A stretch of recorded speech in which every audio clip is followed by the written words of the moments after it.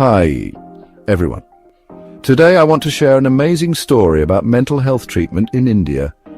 It's about a man, let's call him Mr. N, who lived in Bombay. He was 55 years old when something terrible happened.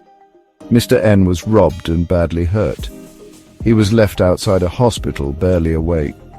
He stayed at St. George's Hospital for 10 days to get better, but the real problem started when he went home. He began acting strangely, talking nonsense, saying he was talking to gods and not even recognizing his own family. Now, here's the interesting part. Mr. N was given a homeopathic medicine called Stramonium.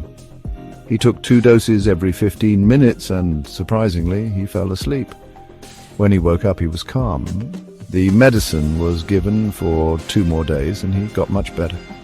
This story comes from a homeopathy book called Kent's Repertory. This book lists symptoms like being violent, talking too much, and having false beliefs. It shows how different kinds of treatments can help people with serious mental health problems. But Mr. N's story also shows us how important it is for everyone in India to get help for mental health problems. India doesn't have enough psychiatrists. So, helping people in their communities and using technology like video calls for mental health are becoming really important. The Indian government is spending more money on healthcare, and programs like the National Digital Health Mission are a good start.